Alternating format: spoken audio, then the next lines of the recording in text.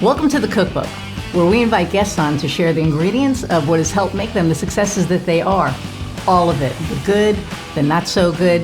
You're not going to find anything half-baked here. And our kitchen gets messy sometimes. That's when the fun starts. So come on and join us.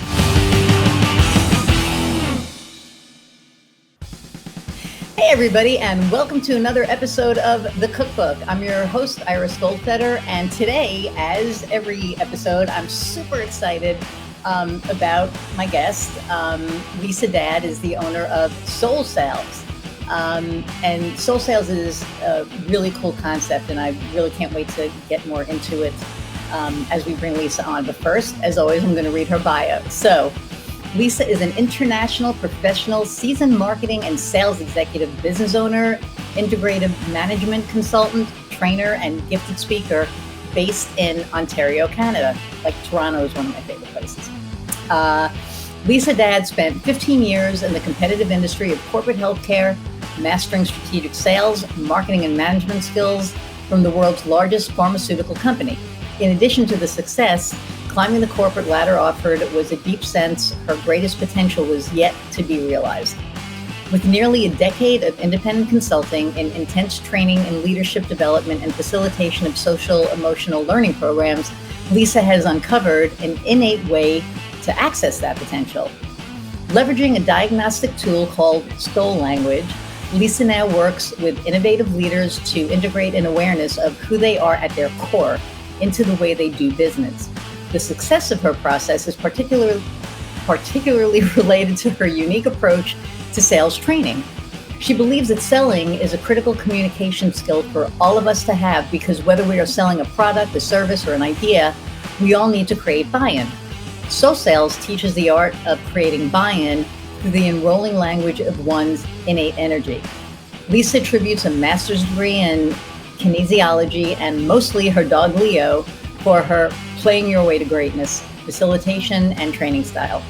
She'll help you blur the line between work and play, and as you rediscover the significance of being the best version of you. Wow, this is going to be like such a cool interview.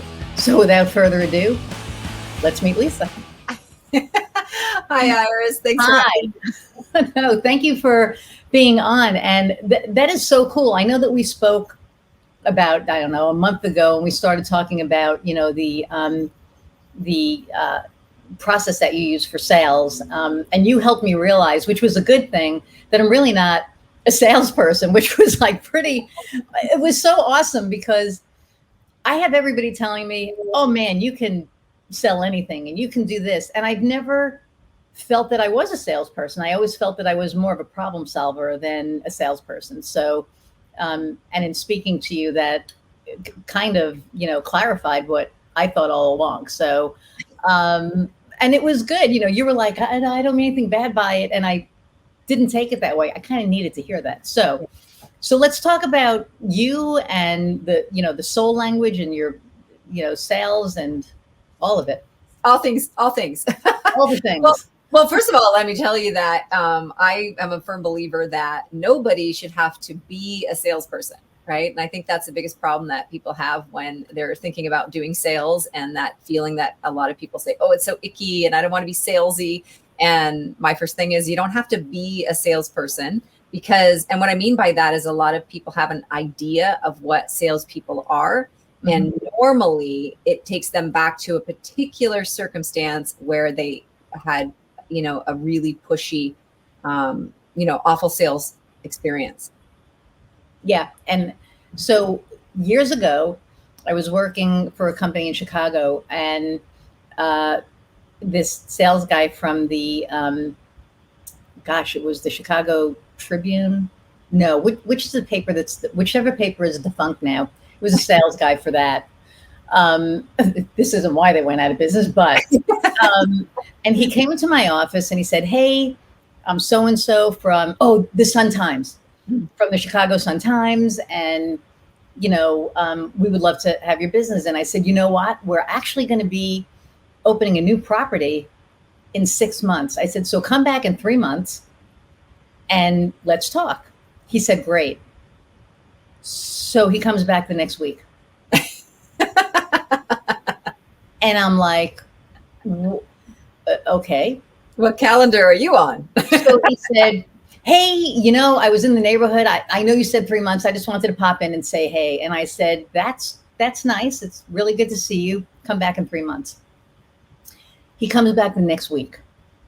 And he did this for about, I think the next, like, it was a total of 5 weeks. Wow. So I told him, so the fourth week, I told my assistant, and I had like a glass office. I said, tell him I'm in Bermuda. And so she goes, Iris is in Bermuda. And he's like, I can see her. And she's like, dude, get the hint. Like he just went. So I said, let him in. And I said, if I see you here one more time, I'm calling your boss, because now this is harassment. I've asked you to, come back in 3 months. I said, you're about to lose the sale. Oh, I'm sorry. He freaking comes back the next week. I call his boss, and his boss is like, I'm so sorry. He's new, blah, blah, blah. I said, I honestly don't give a shit what he is. I asked him not to come. He's been here 5 weeks in a row. I said, the sale is done.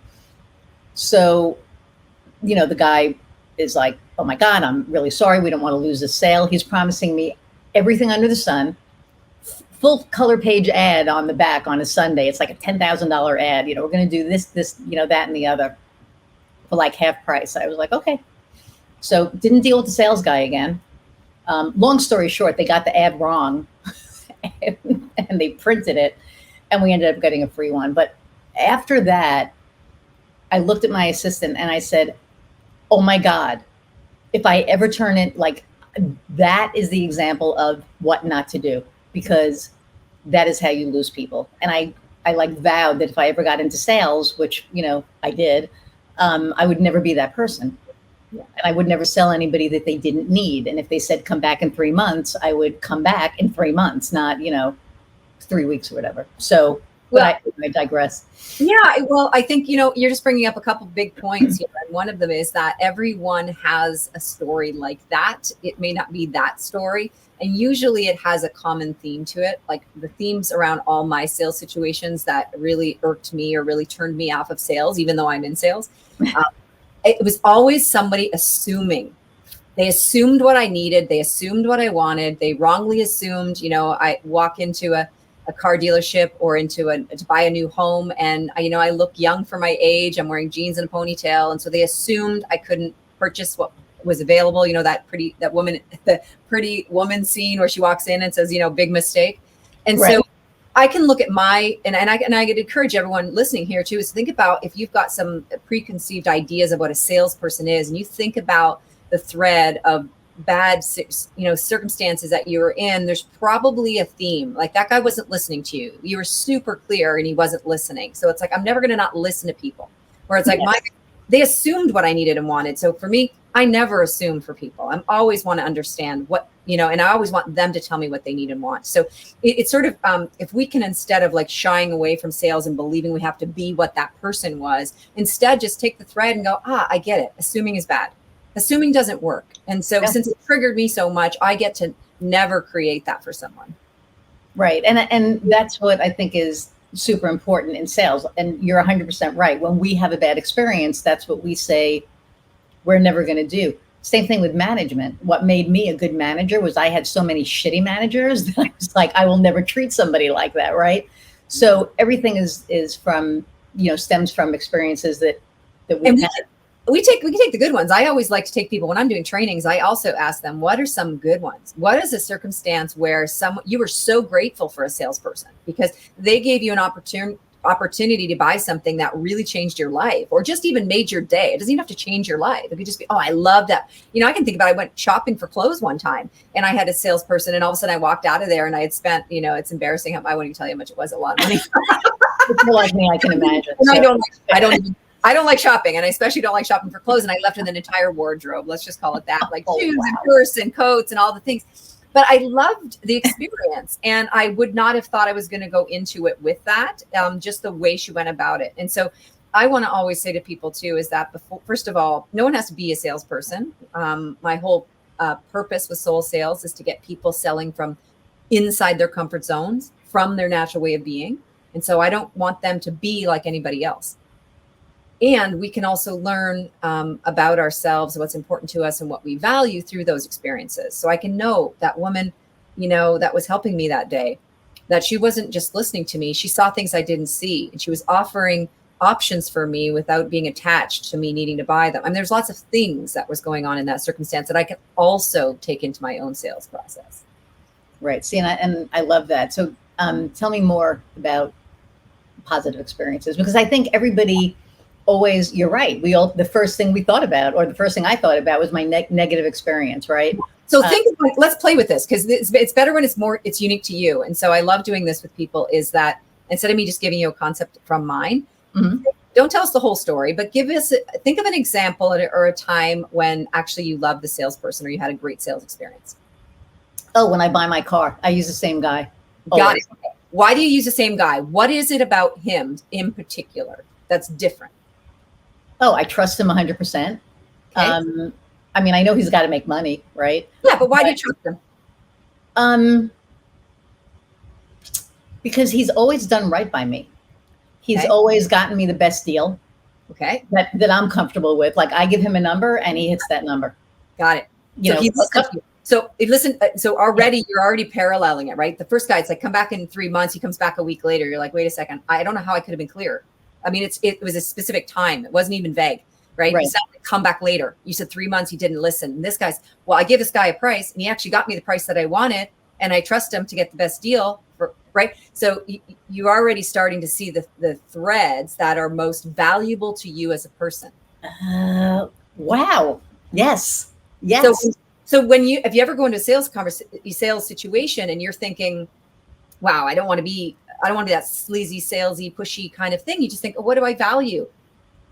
Listening, trust. It's like, how can I listen to this person and demonstrate trust, that they can trust me? And anchor in that before the person even says hello to you. And the crazy thing about that is, if you speak to all of my clients, they will tell you that they work with me because they trust me. I listen to them, right? All of those things. So you see how your values weave into your way of being. And so you can know always, anytime you're in that, like, oh, I don't know. It's like, that's fine. Just anchor. How can I create an environment of trust? Wow. And I'm doing it. I'm not even realizing that I'm doing it. Absolutely. And so this is what I want everyone to listening know. And trust may not be your word. So if those of your listeners that are listening and saying, like for me, it was like assumptions. I don't like assumptions. I just don't like people assuming things and judgments, prejudging me. Don't judge me because I'm a woman. Don't judge me because of my age. Don't judge me because of whatever you want to judge people on. And so I don't like that. And so same thing. It's like, how do I open up a conversation of curiosity so that I don't slip into assumptions? Right. And so I ground in that. That's my thing. Wow. But see, you don't need to do that because your thing is trust, and that anchors you. And so it's not about you doing it the way I do it. It's about leveraging what you already have. Right. And that's the key, because whenever I meet with somebody, the first thing that's on my mind is I want them to be comfortable. I want them to know that they can trust me, that I have their best interest at heart. Like, they all know, no matter who I'm working with, that I want them to succeed. That's my number one thing, right? Is I want them to succeed. And when you say, don't make assumptions, I ask so many questions. Yeah. That, I actually had a client say to me a couple of weeks ago, are we done with the questions? And I was like, no.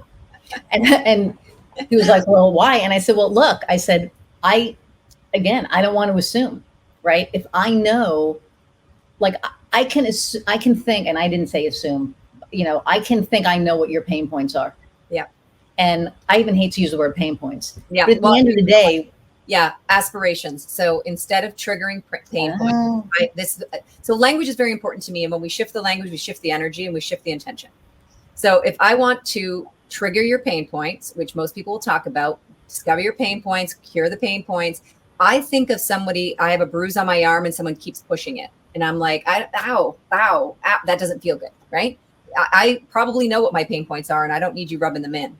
However, if you can activate my aspiration, it's a much better energy to be in. So you can identify, I want you to know, identify, and listen for pain points, but I want you to activate their aspirations. Okay, so everybody listening to this, right, who is so used to having that, you know, pain point experience, like, oh my God, I have a lack in this, I have a lack in this, rather than looking at what we're lacking in, like Lisa is saying, let's look at what we want to aspire to.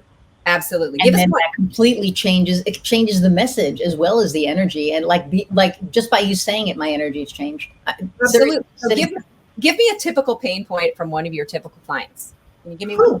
Let's use specifics here for people. Man, they are so varied. Yeah, just give me one. I'm trying to think. Kofi's probably laughing back there right now. Okay, well, I have one right now who is well, he obviously wants to bring more people in his doors. Okay, perfect. So he's not getting enough leads. Let's just call it that for people. He's not enough opportunities. It's retail. Oh, it's retail. Okay, so not people walking in the door. Correct. So those are opportunities as well. There's not enough opportunities. If not people aren't walking in the door, how can I have sales conversations with myself? Okay, so that's a pain point. People aren't coming in the door. Right. And so what is the aspiration? The aspiration is that there's a steady organic flow of people coming in that I can have conversations with. And it's like, if that, what, and I want to know from the person, if there could be a steady organic flow of people coming in, how would that shift your experience and day to day? How would that shift your stress level? How would that shift? You start to think of things. It's like someone saying, oh, I'm so stressed out because, well, look, the price of everything has doubled since the pandemic, right? Everything seems to have doubled, but it seems like retailers can't double their prices because people won't pay them. So it's like their rent doubled, their utilities doubled. So now their stress is doubled. And if they don't have as many people coming in the door, all of a sudden, like on top of. And so with this guy, I would say, okay, so the aspiration is that you have a steady flow of loyal, dedicated customers coming in. Okay. And how would that shift your day to day? How would that shift your month end? What would that look like? Right. And so that's where you start to activate the aspirations, but you want to hear from him what that is. You don't tell him, you don't say that would make you feel better at the end of the day when you go home to your wife. Well, you don't know that for sure. His message might be, is like, that means I can close on Friday so I can go golfing. Okay, great. Awesome. So let's get you golfing on Fridays. Right. So then all of a sudden, if I'm selling him a service, I'm not talking about, just feeling good at the end of the day. I'm talking about the ability to golf on Fridays because you can hire someone to work that shift for you because you'll have the money or something. So you get a little bit of an idea of what I mean by activating someone's aspiration. Right. Wow. I like that a lot because that is not how we went in. Kofi, I hope you're taking notes back there. No, really, because, this business owner has been a friend of mine for a million years, and it's time to kind of refresh and, kind of get with what's next level. What's next for them? And here's someone, if you've got someone who's been, them really well. So here's back to my assuming thing, right? So of course I'm going to go here because I don't like assuming, but you say, you know what, I've known you for a really long time. And I get the feeling. So you can state something for them. I get the feeling that it'd be really great if we use the Friday thing as an example. I get the feeling that you'd be really happy if you could just be golfing on Fridays instead of working a 5-day week. Am I right? Is that something that you would like? Like you don't assume it. You might wonder. I kind of wonder how your stress level would be if you only had to work 4 days. Yeah. So you can kind of put it out there for them as an aspiration, as a wondering, rather than, if you only worked 4 days, you'd have less stress and you could pay right? So that never feels good, right? So when we're in a sales situation and we start to, and that happens a lot of times with salespeople, is that they have all these features and benefits listed and they sort of dump all the features and benefits on you. I was trained that way. You have the feature and you sell the benefit. Mm-hmm. It's like I'm selling a benefit without actually knowing if it's valuable to the person that I'm selling. Exactly. So what if instead I opened up the opportunity to hear them tell me what's valuable, right? And then align what I have with that value. Okay. I mean, that makes tons of sense. All right. It seems so simple in some ways. It's like, of course, that seems so obvious. And yet what ends up happening, especially, so all of those experienced people out there who've been selling their product for a really long time or their service for a really long time, the assumption thing can be accidental. It's sort of an accidental side effect of experience. I see this all the time. And so we see the problem, we know what the person needs, and so we jump to that. And sometimes the problem is that we've missed the bridge with the person understanding it and feeling it and seeing it. Yeah. So it's kind of like you're just too far ahead of them. Yeah, no, that's 100% correct, because I think that we always go into these things with preconceived notions, right?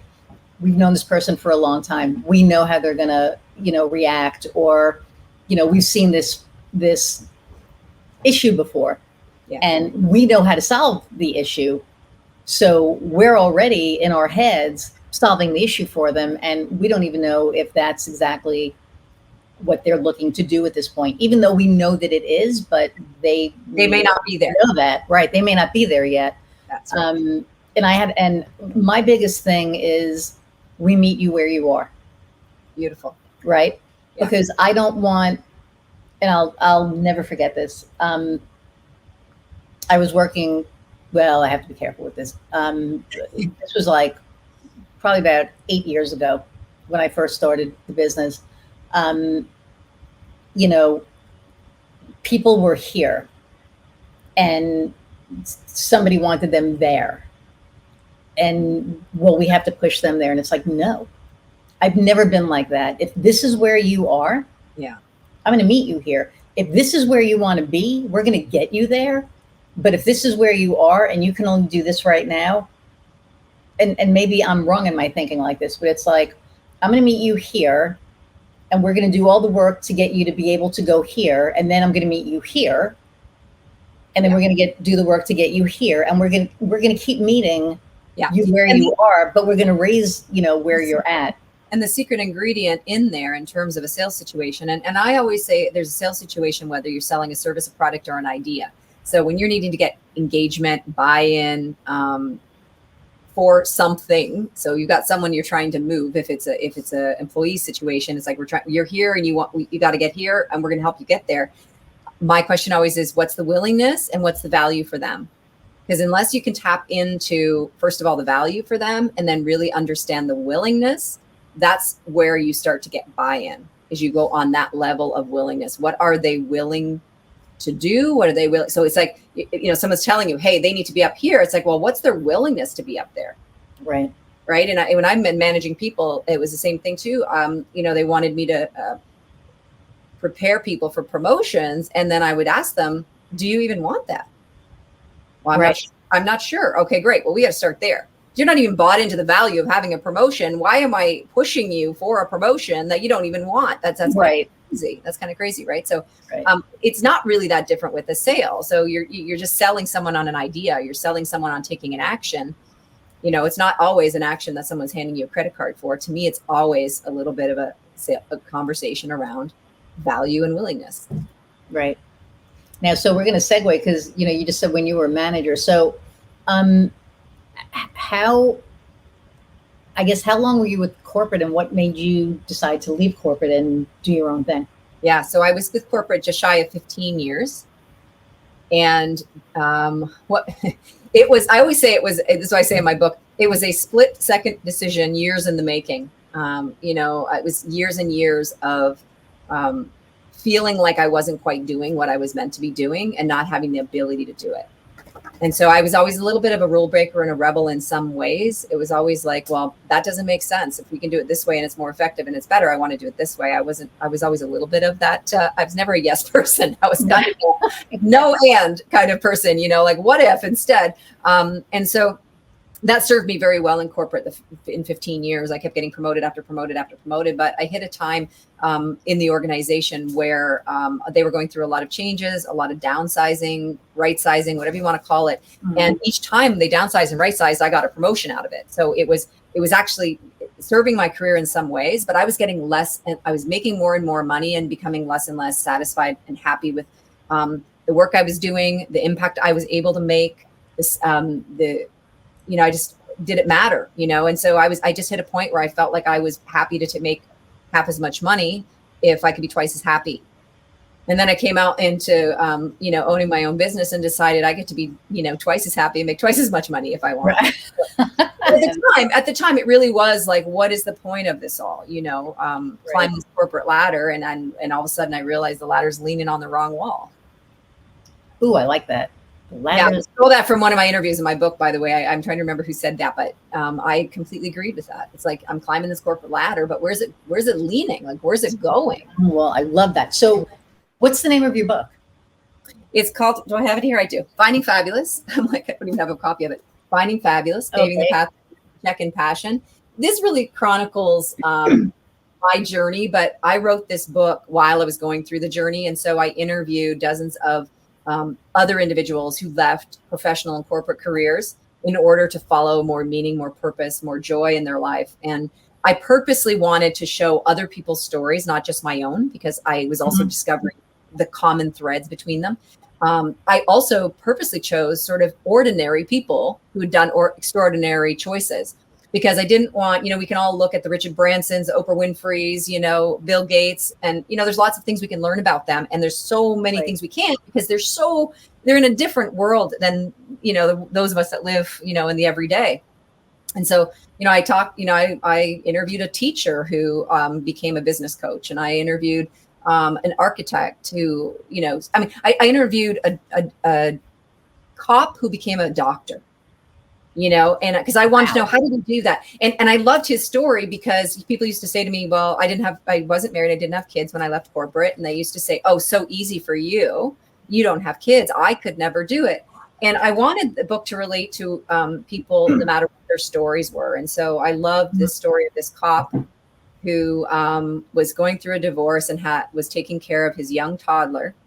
He was working full-time as a cop, went back to university full-time while he worked full-time, and had a toddler at home in order to get into medical school. Wow. And then I met a single mom of 4 kids who grew a successful business off of basically starting with welfare and then started her own business. So I wanted to say, like, look, it's not about your circumstance. It's about your willingness. There we go, back to willingness. What's your willingness to have what it is that you want? And so not everybody's situation is the same. And I'm not saying they're easy. I'm just saying that there has to be a willingness for what's at the end of it, no matter what you start with. So do you miss corporate at all, or no? Do I miss corporate? I miss aspects of it now, and I can say that. I wouldn't have said that years ago. I ran so hard and fast from it. I called myself a corporate dropout. I wasn't really dropout, it was runaway. What I would say is that I can now appreciate aspects of corporate, especially because I went from being in a really structured corporate environment, learning sales and marketing and management. And then I went into transformational business space, where I met all these amazing heart-centered, mission-driven individuals that had no business background. And all of a sudden they're saying, I hate sales, it's awful. And I'm like, okay, it's going to, damage what I do to people. I can't ask them for money. And I'd be like, okay, come on. You can't be starving if you're going to run a business either. So all of a sudden I realized, wait a second, all that corporate training and that business training and that know-how, and then meeting all these people that were really, heart-centered, soul-driven individuals. And I was like, oh, there's a bridge that needs to happen. What if success and happiness could live in the same town? And so that's, really what gets me up in the morning every day, is to say, what if we could live the life we imagine and be successful at it? Right.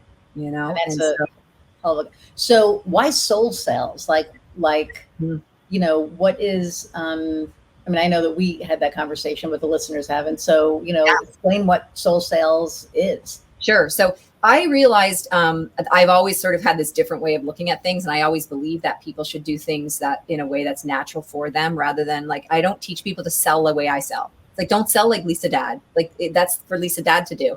Sell like Iris, And then several years ago, I met a woman in the Netherlands who had founded this tool called Soul Language that actually created a report on the core energies, ways of being, fears, strengths that individuals have. And I started integrating that into the work that I do, and realized it just gave me a language to work with people more quickly, because it's archetyped. Okay. So there's various different archetype programs. Most of them are based on behaviors and personalities that change as we grow and mature.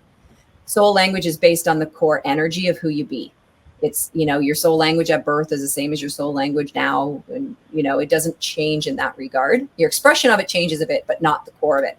And so there's these 7 archetypes, and it's pretty deep, but the simplicity of it is there's 7 archetypes. And when I know people's dominant energy and dominant approach to things, then I have a quicker language with which to direct them in the way that they approach sales and the way they approach their business. And I know, and it's not about labeling someone. So say there's a warrior, there's a warrior archetype. It's not like saying you're a warrior, go be a warrior. If your dominant energy is warrior, we start talking about what that means, what it means to you, how it expresses. And I know we're activating someone's truth when they go, oh yeah, that feels so good. You mean I can do that? Oh yeah.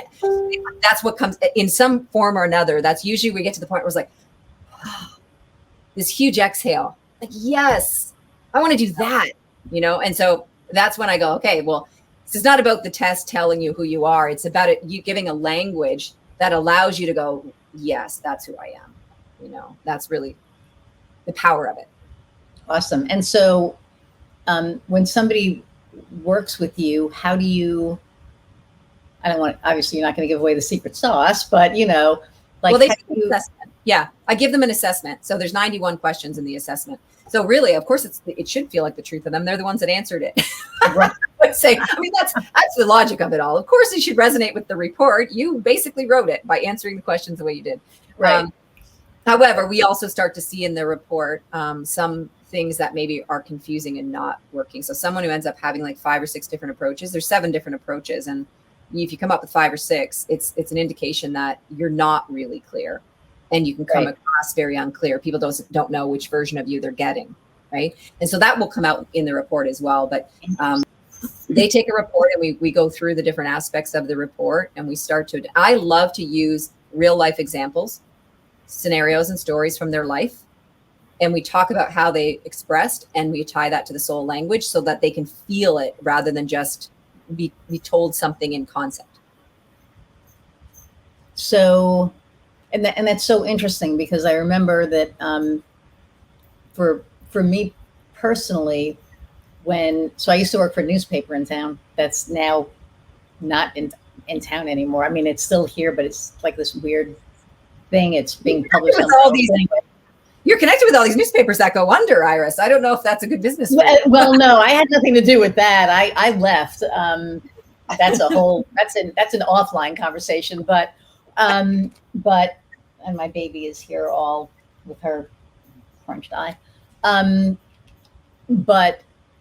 now I got distracted. I know what I was going to say. So for me, it was always they were like, sell this. You need to sell this. This is the product that we're selling this month. We're doing, this. And I won a bunch of sales contests, not because I sold what they wanted me to sell, but because I sold what the client needed. Yeah. And I got in trouble for it. There'd be like, you need to go in, and like there was this one program that was geared towards builders. And we have Purdue convocations here.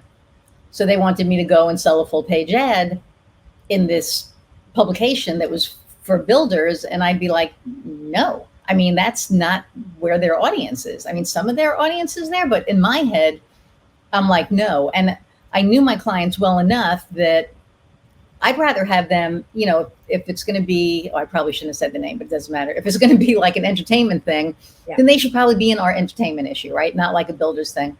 So I walked into the director's office, and I went like that. She was like, what was that? I said, something that you have no business being in, but and my customers loved me so much that she was like, well, let me look at it. And, she was literally like, what do you need to hit your number this month? Yeah. And I said, that you don't have to worry about that. That I appreciate it, but that's not what you need to do. So they ended up buying like a black and white, full page ad or whatever. And it pissed me off though, because I don't like selling stuff that people don't need. Yeah. Well, here's the thing. We come right back to what you said earlier about a big value of yours, which is trust. You want people, you want to trust the people you buy from, and you want the people that you're selling to trust you. And so you walked in years ago and not even realizing it. And you said, boom, this is the thing I'm supposed to sell you, but I know you don't need it. So let's talk about what you do need. Instantaneously, you've earned some trust from that person. Right. And so you knew your value was higher on the trust level than on the people pleasing for your boss level. And that already is your soul. And often this is the thing, is you don't need me to tell you what your soul language is. I work with people in it, and definitely people that need that clarification are great. But I always say to people, look, your soul language is always speaking to you. The only question is whether you're listening. Are you paying attention? Are you noticing? Right. Are you following it? And we know when we're not following it. And how do we know? That clenching in our gut right here. That I'm going to tell you this thing, it's a contractive energy, and it feels bad. And so this is why I love to say to people, I love helping people find the growth inside their comfort zone. And people always go, wait a second, we're told we have to grow outside of our comfort zone. What I'm always talking about is comfort. To me, we've changed the definition of comfort in that statement of saying it has to be uncomfortable. But what is comfort? Right. Comfort feels good.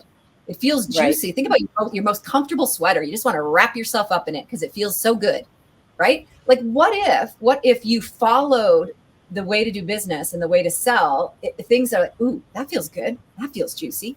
I like this. I want to spend more time with you. What if that was your feedback, right?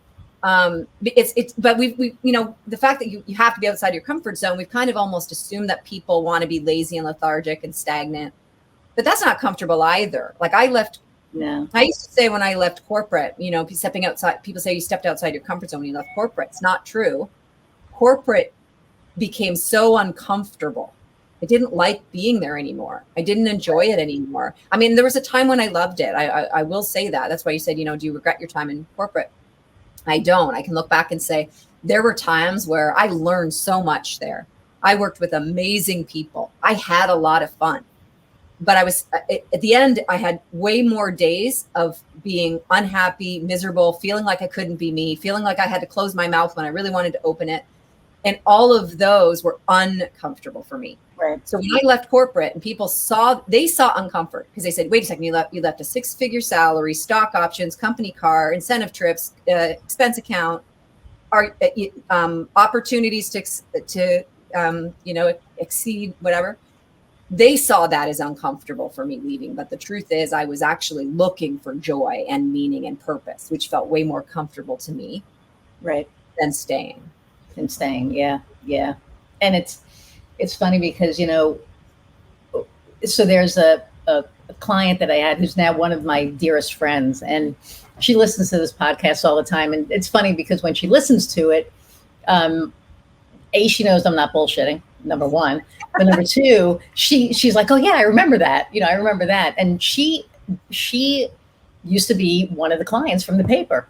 Mm. And the first day that we met, she said, and not in these words because she doesn't talk like me, but it's pretty much, don't throw me any bullshit and we'll get along fine. And I said, well, then we're going to get along great because I don't bullshit. And and that was our relationship. And and this is 17 years now, and we're like great friends now. It was her, I'm not gonna name you, but you know who you are. It was her 50th birthday yesterday, and we had this like crazy 50th birthday thing for her. It was like amazing. But this is why you and I got along right away, I think too. It's like, let's just call it like it is. That's our soul language, right? Is that idea of like, we just call it like it is. Like I have a very directive approach as well. Right. And that's my soul language, right? But it's not everybody's. And so even like I said, when we go back to the idea that even for you, it's like, no bullshit here, I'm supposed to show you this. That doesn't need to be someone else's approach to have still been successful in that scenario, right? So it's there's different approaches based on the archetypes. One of them, sorry, you were gonna ask me a question. I'll let you ask it first. No, this is interesting to me because you're right. Just because it's my approach and your approach is not assuming. Yeah. So what would the other approach be? I mean, I think that's fascinating. So I want to give you one of the approaches of the people that honestly don't feel all the time. I won't say honestly. What I hear a lot of times from people with a lot of, let's call it, is helper energy. It's called helper energy. They're really supportive, nurturing energy. It's a very supportive, nurturing energy. And it's often very reserved and calm. The approach of it's very laid back, kind of reserved. And the best, they don't think they can sell because they're not loud and they don't talk with their hands and they don't have stories to share. And they're like, oh, if I could just be outgoing like you, Lisa. And I say, well, don't be outgoing like me. leverage the nurturing support that you have. Because when you're sitting in front of a salesperson who has that energy, you will feel so taken care of. It's like, I want to buy from them because I know they will take care of me. They will make sure my order gets put in correctly. They will make sure that if I've missed something, that they'll catch it. There's just they're there. Literally, it's that nurturing, supportive energy. And so I always say, lean into that as to how can I support you making a decision. So that's not our energy, but it can be a very effective energy for some people. But it is kind of mine too, because when I meet with, especially my clients lately, it's been really interesting because the people that have been coming to me, we've been talking on LinkedIn, and I know I've sucked at being in the pod, and I'm going to be better about it. So I'm putting this out there, but we talk about being our authentic selves, and we talked about this. I believe that my purpose in life is to be of service, right? Yes. Okay. And so this isn't your energy. Well, no, but when I meet with people and they have a problem, I want to solve it. Absolutely. It doesn't matter what it is. It doesn't matter if it's not in marketing. Okay. It doesn't. Perfect. So the weirdest thing. Yeah. Can I want to use this example to show you a different energy type, because people will often latch onto a word and say, I want to be of service and I want to support people and I want to solve their problems. So the energy underneath it, you got to it's a bit tricky latching onto too many of the words. So let me give you an example. Helper energy is very supportive. It's very nurturing. They're often very behind the scenes. They're the person that's doing all the things that no one else wants to do. They're the ones that notices we need more plates at the picnic and they're running around to get the plates. Okay. Warrior energy is a little bit more what you're describing. It's like I want to solve their problems. I'm going to do anything to solve that problem. It's like there's a challenge. I'm going to conquer it, and I'm going through the wall for them. That is warrior energy, because they're all about action, and it's a fighting energy. And when it's used in the positive light, it's very strong. It's very, all these energies, none of them are better than any others. But warrior energy serves by conquering challenges and finding solutions. Okay. Artist energy, super innovative and creative. They break down problems and they will find solutions no one even ever thought of and ask questions no one ever thought to ask. So everyone's serving and supporting in general, but the energy around it and the way it's done. King energy is very directive and leaders. So they serve, but they serve by directing. They don't serve by serving. Wow. Interesting. You feel the energy a little? Oh, yeah, completely. So you can say, I think that's me because I love to support people. No. How do you support people? Right. Because sage energy is all about expression and communication, and they serve people through their insights and their wisdom. And it's weird because certain clients I serve with my wisdom. Other clients I serve by, so here's a really weird thing. One of my clients was having an internal issue, and she called me up one morning, and it was just like, what? And she said, hey, I'm having a problem with employee A and employee B. Do you think you could help with that? And I went, yeah, because I'm a problem solver also, right? So I said, yeah, sure, and all of a sudden now I'm mediating. Yeah. And I remember going, well, shit, and I said, I'm not a certified mediator. Yeah. And she goes, no, but I know that you have the problem solving skills that we need for that to happen. And I said, okay. And I did it. Yeah. Well, I did it. And the 4 items that weren't being done and weren't being done properly or whatever, or were overdue, I get a call the next week going, hey, so I just want you to know that these 4 things were on my desk this morning. And I went, huh. I said, well, that's cool. And I actually doubted myself. And I was like, so do we have me to thank for that? And she's like, well, I don't know who else we would thank for that, And it made me go, well, shit. So now I can mediate. It's like, it's been so weird because all of these different. So here's the piece. This is why I use this assessment for people. Okay. So because often, just saying, just be you, be yourself. Of course, who else are you going to be? So that's kind of like an odd thing. Is people say, oh, you teach authenticity. It's not about authenticity. It's about radical self-awareness. And so you've already described, oh, but what I think I'm this, I think I'm this, I think I'm this. The value of using the tool and the assessment will drill down specifically what the energy is. And then we start discerning the expression around it so that you can anchor in what's truly your energy. So it can be confusing for other people. And so like, it's not that you're doing everything. It's not about right or wrong, but it's like, even for you, and you've described all these things, if we can anchor and land you in your actual energy and you can start to see the differences of them, you can be anchored in that. And people will know exactly what that is. You'll come across that much more effective. So it's not that we're fixing anything that's broken, but it's like, what's your next level? That's what I'm always saying, right? So it's like, you're not a beginner. You've had years of experience. You've had some great sales. You've made a business. Great. But what's your next level? What ceiling are you hitting for you to get to the next level? That can be I'm all about one of my goals. I have the goal of the artist. So I have the energy of the king. My dominant energy is king energy, but I have the goal of the artist, and the artist goal is about differentiation and discernment and rejection.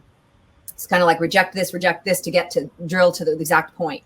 So I love with clients, this is the work that gets exciting for me, is that I start to say, I've worked with a client who was showing up in a lot of warrior energy, but her dominant energy was actually king.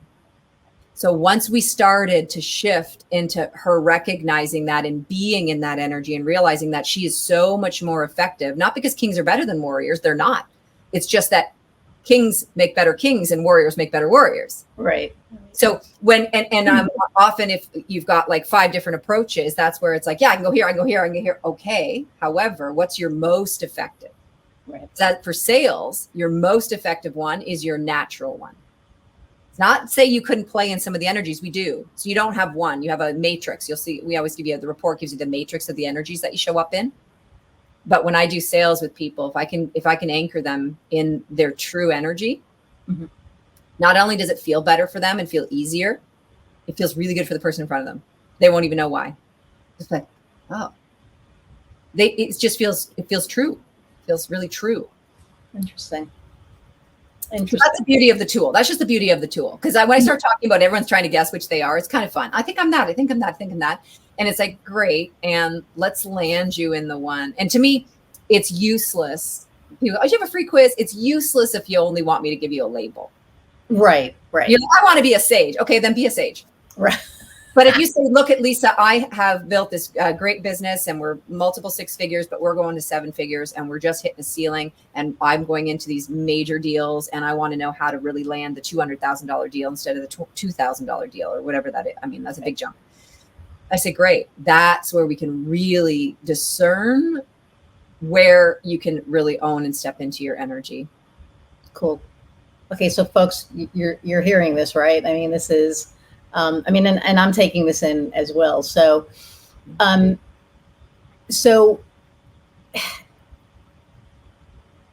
there are entrepreneurs that are listening to this there are people listening to this that are thinking of becoming an entrepreneur, and like what you just laid out is huge. And going from corporate to entrepreneurship, what advice, especially from the souls aspect, what advice would you give somebody who's thinking about leaving corporate, or you know what, they just lost their freaking job and they want to start a business? Those are two very different questions. There's a couple things that I would say. First of all, recognizing the practicalities of it, and so really understanding how urgent your decisions need to be. If you've just lost your job and you don't have a buffer, you don't have a safety net, and you need an income right away, what I would say is you get to be open. So there's going to be a caveat to this, because I love people to like discover what your passions are, discover what really lights you up, discover what problem is out in the world that you would just wish you could solve. Like all of those things can lead you into what you do for a living, because it's hard work owning your own business. It's hard work being an entrepreneur. You better love it. Yeah.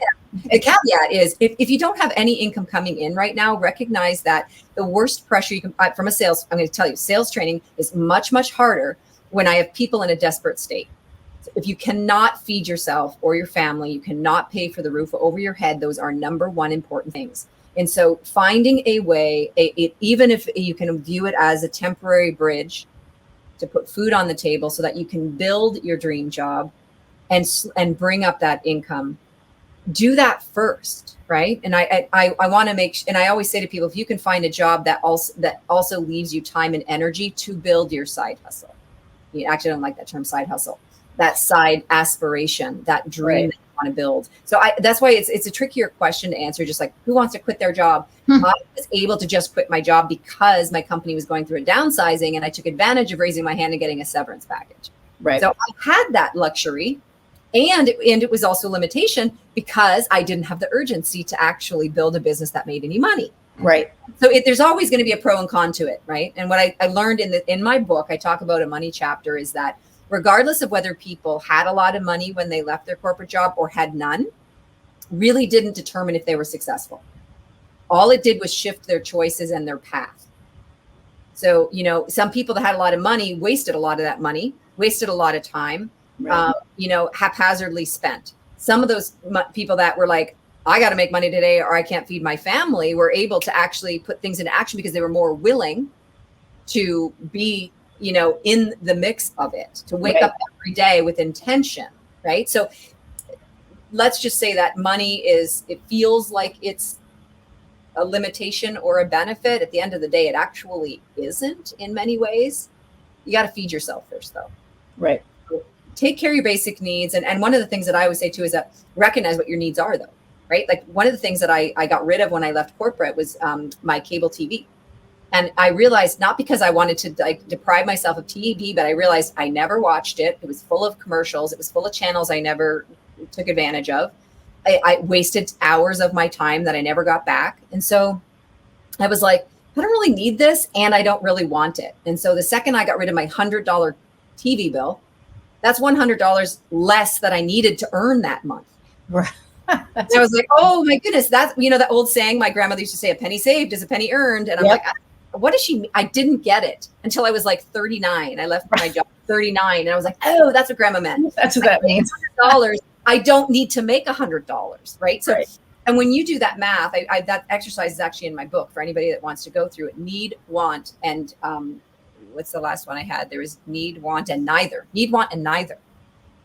Do I need this? Do I want it? Or do I neither need it or want it? And all of a sudden you can look at all your expenses.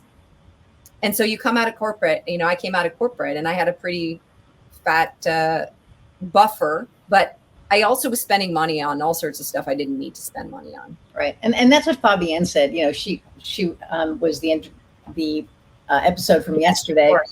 And, she said in the beginning, she bought all the courses. She was like, I was paying for courses that I forgot that I even bought, because I wanted to try everything until I realized that nothing happened. And I bought 2 courses, and within a month I was like, no, this isn't what I need. And the fact that I was able to recognize that is pretty big, because I have like ADD big time. So the fact that I was able to keep my eye on that prize, that, okay, I'm doing this and I'm spending this much, because I ended up, Judith Peft was one of my guests, and she's a financial person. And she said one of the things that she does with people is, they've been paying for subscriptions that they completely forgot about. And I think in last November, or whenever it was, I don't know, months ago, I got a bill for something, and I'm like, what? So I went to my PayPal and I saw I've been paying. Oh, and you can close the 5 years, and I just went click. That's the best place to go, by the way, for everybody. There's absolutely. You just go into your PayPal and into your Google accounts and your Apple Pay and just decline everything. But go into the subscriptions and end them all. And you're also bringing up a really big tip I want to give out to the new entrepreneurs out there, regardless of you just lost your job or whatever you've done, is invest according to where you're at. So I will say to people right now, when you work in either my, intimate group programs or my one-on-one programs, they cost, there's an investment to them. And I will not let people buy into them that cannot recoup the cost in that time or very shortly after. Mm-hmm. And so if you're just starting out, you don't even know what you're selling, and somebody's trying to sell you a $10,000 package, it's like, no. And if you're only selling something that's worth $100, don't buy a $10,000 package right now. There's so much available free. There's books that are available for $7.99, and so you got to invest in your business in a reasonable way. And so, and make sure that when you're also considering to invest, the person that you're investing with is of that mentality, not just, if you can't afford to pay me, you can't afford not to buy my program. There's a lot of that out there. I hate that. So And I don't use much the that word hate often. That makes me nuts. Yeah, it does too. So I just want to say to people out there, it's like, just invest appropriately. It doesn't mean you don't need to invest in your business. You absolutely do. It's just, don't do it at a risk of losing your house. Like, Right. No, that's crazy. It's too much pressure already to succeed as an entrepreneur, to start off in that vein. I can't train people in sales well if they're in a desperate, can't feed myself mentality. Soul sales is very hard to do. Oh, because how did they connect? Because they're so energy comes out. Things. No matter what they say, the energy will come across needy, and that is a really hard thing to overcome. Yeah, and you can't do that. So for the seasoned entrepreneur, what obstacles have you had to overcome? Because we're in the Dames, and there was a really interesting post today that I saw, that I think Kat put out, but it was, somebody put it out about that, I guess, be kind, because people are going through stuff, and whatever, which I'm going through. I think a few of us are going through some crazy shit right now, but what advice could you give, or what obstacles have you had to overcome that, and I don't know if this would apply because of how you came to becoming an entrepreneur, but it might, because absolutely. First of all, all in our businesses have challenges, right? So I would say if you own a business and you haven't had some sort of failure, then you really don't own the business. You're certainly an entrepreneur if you haven't failed at something. If you haven't bought a million URL addresses that you never used, if you haven't printed 50 different business cards that you threw away because they weren't the right thing, then you're not really a true entrepreneur. So really fast, last year I had my other business, and Kofi, we used the back of my business card as the outro. Yeah. And I did, I don't know, 30 something videos, and I never, really looked at the end. And I look at the end, and there was a typo in it. And I looked at him, and I was like, holy shit, you need to take that down. He's like, why? I'm like, because it says, the R is missing out of the name, and nobody caught it. Yeah. I mean, nobody caught it. So, but there's always little fun ones like that I would say that, I think the biggest thing for me, this is the biggest thing that for me, when I left corporate, I had no idea what I wanted to do. I just knew what I didn't want to do. And so I literally came out trying to figure that out and wanting to figure that out. And what I would say took me a long time is to allow it to find me. It found me. I did not choose to go back into sales. In fact, I was running from sales and marketing as fast as I could because I was just done with it. And then I came into the online space, and I really don't like the way it's done in the online space for the most part. There are some really great people out there, and there's some real junk out there. Mm-hmm. And a lot of people selling themselves as business coaches that have never really been in business. They had one tactic land, and they're teaching everybody and their brother that that's the answer. What my mistake was I very quickly felt like I needed all these courses and these knowledge. I spent a ton of money on courses and knowledge and how to do this and how to do that, which are actually things that would have been valuable to have invested in after I really understood what it is I wanted to do. Because most of these courses don't actually help you figure that out. They tell you you don't even have to have an idea. You don't have to have a product. You don't have to have a business. Just come in. You don't have to have a list. Don't worry. You can make seven figures in 7 days. And, but I don't think a lot of them really stop to really appreciate. And it's what I love doing with people too, is the theme or the thread of all the things that you've been trained on, all the experiences you've had have probably led you up to this. Like for me, it makes sense that I help people with sales. I realize I've been selling for over 30 years. Even I was at a waitressing job in university that they actually trained us in sales on the weekends. I don't know any other waitressing, any restaurant that did this, but the owner manager of the place put us in sales training so that we would sell better to our, was teaching us how to upsell different things. And it's like, that burger would be really good with some bacon and some cheese and some gravy for the fries kind of thing. All of a sudden the bill's $1 more, which means you're going to get a bigger tip and all the things. Right. And so I can think about so many things that I was involved in sales, for the 30 years, when I was really young. And I of course, I get to a point in my life where people are like, Lisa, just teach us how to do sales. It's like, okay, yeah, come back. And in between, I did a bunch of other things. And so that means now, I was training on emotional intelligence, social emotional learning with a nonprofit. Well, guess what? That impacts the way I do sales, right? I bring emotional intelligence into the way I do sales. So everyone, if you start to think of your themes and all of the things together, there'll be a reason. I have a friend who is, she's a YouTube influencer, and she does apartment designs on low budgets and in apartments where you're not allowed to make major changes. But she was an engineer at one point. So of course, the way she does things, she's got an engineer's mind to her decorating style, right? So if we can appreciate all those things, you can focus on really what your gifts are, and then pay for the courses that teach you how to put a business around it. But doing all that, the business part first, then it's like, great, I know how to do Facebook ads, but I don't know what I'm advertising. Right. Yeah. I know how to sell a high ticket offer, but I don't know what the offer would be. There's all these things, right? That, I think they need to come first of what do you really want to do for people? Yeah. That's good advice. And it's funny because you said, with the upselling thing, every company that I've ever been with other than my own was always about upselling. And I get it, you want to get somebody to the next level and, whatever, but I just kind of feel like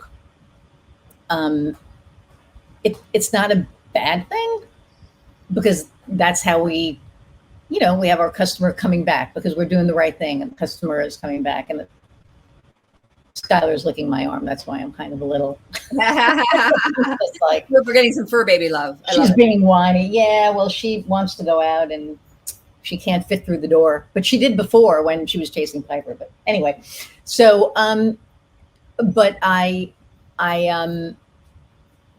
always felt like with the paper, right? When they buy this, then sell them this, and it's like, how many times are you going to tap the same well? Yeah. But I kind of feel like those are, that's how we build our businesses, with our repeat customers, right?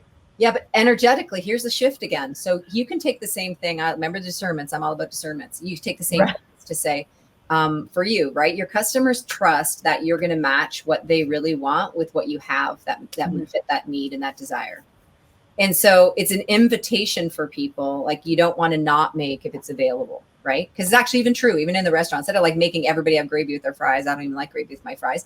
But some people would be really upset they didn't even know that was an option. So it's like more of an invitation, right? And if you do it from an invitation versus I need to upsell you so that I make more money. So if the energy around it, again, is that attachment to, I got to sell you something to make the bill higher. You want bacon? Oh, you don't want bacon? How about cheese? You don't want cheese? How about I give you, I don't know, a steak instead of a burger? There's right. those people that they just don't stop, or that guy that right. comes back every week, even though I said 3 months. What calendar are you operating on? I think that's what would have been my question to him. I'm like, I'm not sure what calendar, but we use the Gregorian calendar here. There was a lot of diatribe in between that I kind of left out because it was right. But so the point there is still coming back to the idea that if you are in that service minded and you're saying, look, I'm going to trust that when I anchor in who I am and what I'm about and my values, and I've got someone sitting in front of me and I'm curious about it, what it is that they want, what their aspirations are, I know that is valuable for my business to sell them more. Okay. I still know that there's nothing wrong with that. And when I pair that with just staying open to what else do I have to offer this person that would actually serve them in a big way? Mm-hmm. And is there an invitation for that? Or is there maybe even to say, you know what, I've got this other project or program that I think would be really good for you, but not yet. So my suggestion is you'd start here. And then maybe in 6 months, this one would be perfect for you. But we can talk about that then, kind of thing. Or, what would really complement you right now would be to do these two things together, because there's a synergy around them. And I do suggest, even though it's bigger investment, there's a value in doing them together. But see, I'm still thinking about, not thinking about myself. It is good for my business to have sales. Mm-hmm. And we need people out there having successful businesses. Otherwise, how can they make an impact on the world? So it's not about losing that completely. It's just about making sure that's integrated in with the right intention and desire. Right. And that's what I do. When I say that I meet them where they are, it's like, you're here now. And so let's do this. And then it'll help you get to this next level, which is where you need to be, but you're not there now. You're not, so let's help you get there. And that's, I guess, where the service piece comes from for me, right? Because it's like, that's a great sales strategy, because you do that so intentionally and with great intention. If I'm coaching someone with you, I would say always then, if you have a product that it can be phased like that, the strategy in that is to show them the phases. So it's not right. And right from the get-go that you offer that. And some of them might say, no, let's just do the whole thing now. I know I'm going to want to. So the strategy isn't always just say, we'll talk about that later necessarily. It could literally be, look, I'm actually suggesting this for you, but let's just put this piece over here and talk about phase one. I want you to get amazing results over here. And then this will be a no-brainer.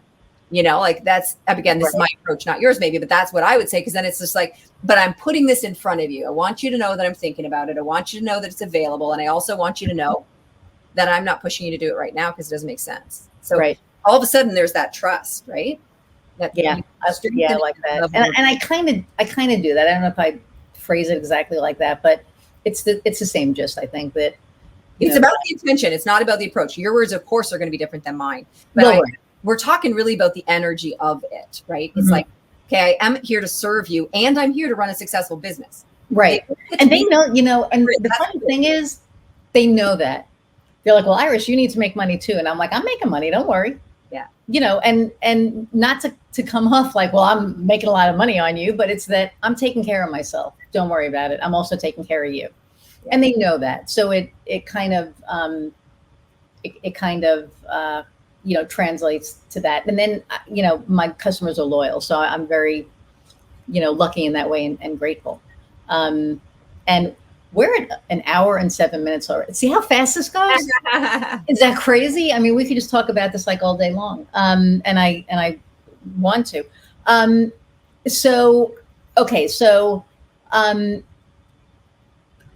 For first off, how does somebody work with you? How does someone work with me? How do they get a hold of me, you mean?